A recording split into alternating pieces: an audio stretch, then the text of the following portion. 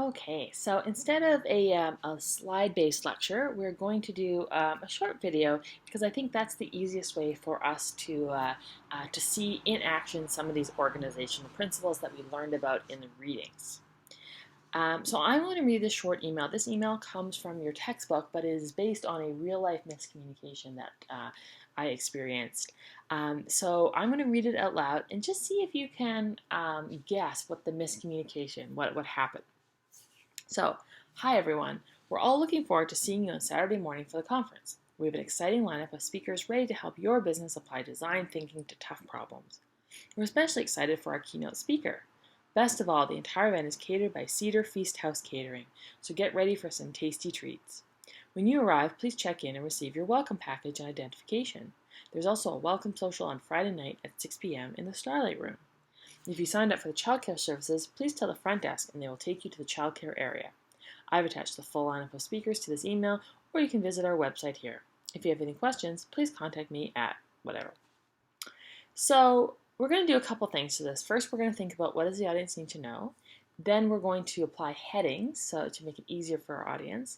We're going to also have a clear title.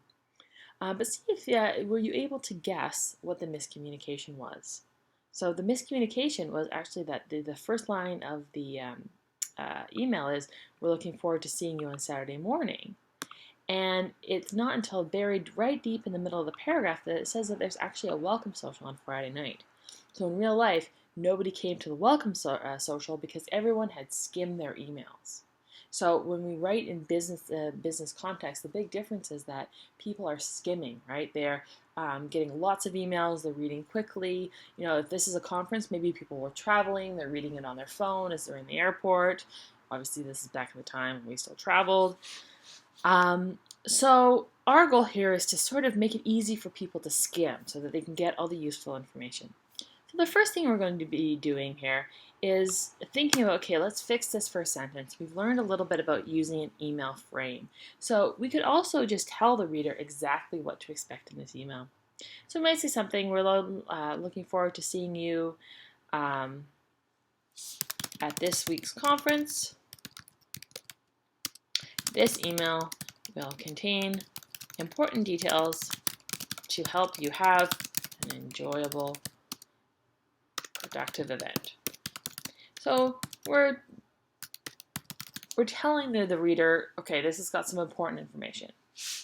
So the next thing is that we want to think about what does the audience need to know first. So we've covered that, the fact that this is going to contain some important details. But then we also want to think if we can separate this is in one big paragraph, so it's very hard to skim. So we might think about some different headings that we might want to use. So let's think about maybe what some of those headings might be. So the first one that I'm seeing here is childcare, right? So if you signed up for the childcare services, so I might say childcare services, and then I'm going to bold that. The other thing is welcome social. Right? So if I put it in bold, we could even say welcome social Friday at 6 p.m.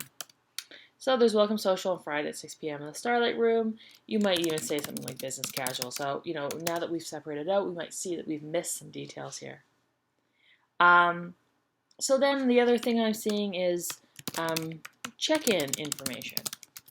So when you arrive, here's where you go. And again, once I've separated it out, it's easy for me to see if I've missed details. If sometimes when I put things into headings, I see that I have way too much information about one topic and not enough in the other. So we might say, so please check in at the north side of the ballroom and receive your welcome package and identification. So making sure that we're giving enough details. And then the last one here is conference schedule. So in this case, it's an attachment. Now we might decide now that we look at it here, we might decide that the conference schedule is more important than childcare services or the conference. So we might decide, and again, this is, you want to think about what your audience needs to know, we might decide to move this around.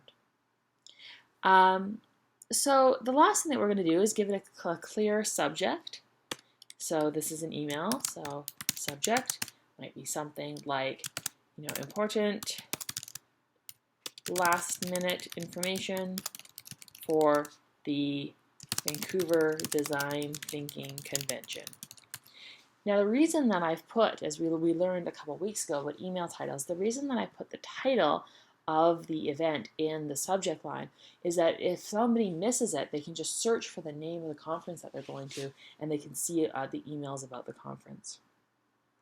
So that's just a short video, but the goal here is that we've done this looked like a very short chunk. It was hard to digest. It was hard for people to skim, and now we've separated it out so that people can really easily skim and see the main points of the topic. Now, this is one thing that makes business writing different from other forms of communication because the way that it was set up previously, that paragraph is a totally reasonable length for an academic essay. But you can see how when we get into a situation where people are skimming, this can cause problems. So I hope this is helpful in helping you organize your information. And I look forward to seeing how you can apply this in your blog posts.